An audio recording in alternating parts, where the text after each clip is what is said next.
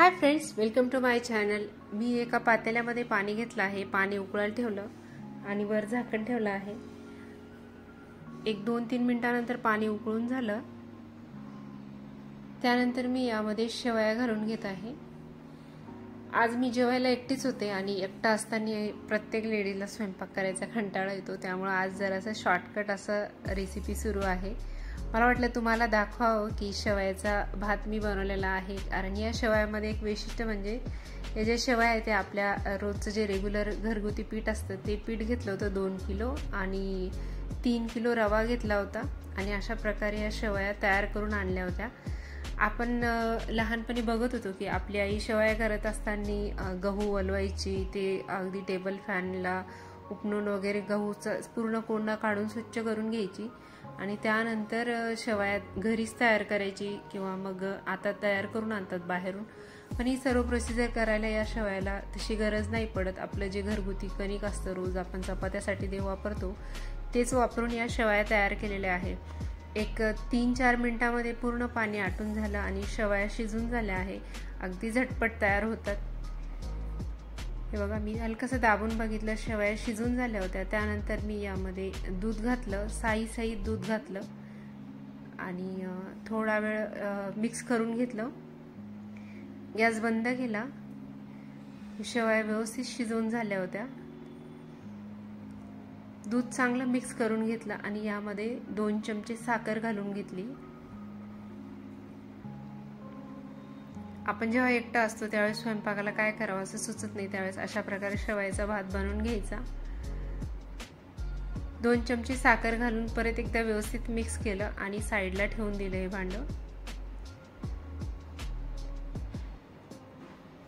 चांगलं एकजीव करून घ्यायचं आणि शेवयाचा भात गरमच खायचा आहे, त्यामुळे थोडं साईडला ठेवून दिलं। त्यानंतर मी इथे 2 उडदाचे पापड घेतले आहे। आपण थोडंसं पापडची चटणी करूया, कारण गोड फक्त शेवयाचा भात आपल्याकडनं नाही खाल्ला जात, त्यामुळे काहीतरी तिखट पाहिजे असतं। त्यामुळे मी इथे 2 पापड उडदाचे भाजून घेतले, ओव्हनमध्ये भाजून घेतलेले पापड आहे हे।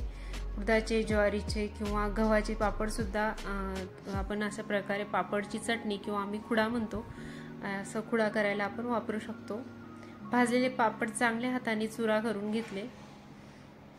तुम्ही अशा प्रकारची पापडची चटणी बनवता का मला कमेंट करून सांगा, आणि बनवत असेल तर त्याला तुम्ही काय म्हणतात? आमच्याकडे याला खुडाच म्हटलं जातं।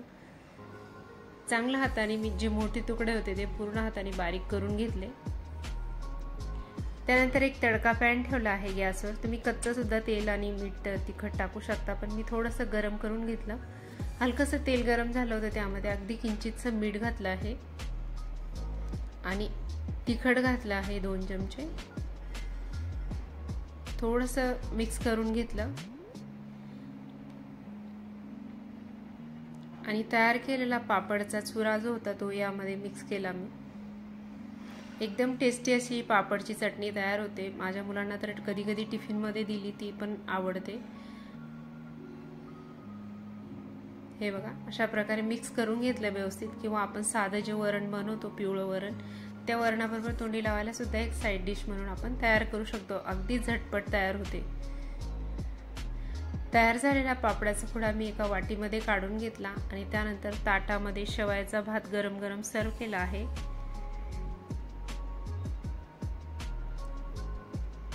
भात घातला आणि मला थोडं ड्राय वाटलं, त्यामुळे मी वरून परत थोडंसं दूध घातलं आहे। तुम्ही पाहिजे तर यावर तूप सुद्धा घालू शकता, पण मी नाही टाकलं तूप, कारण मला असंच खायचं होतं। व्हिडिओ आवडला असेल तर लाईक, शेअर, सबस्क्राईब करा। वेगवेगळ्या रेसिपीसाठी चॅनलला अजून सबस्क्राईब केलं नसेल तर नक्की सबस्क्राईब करा।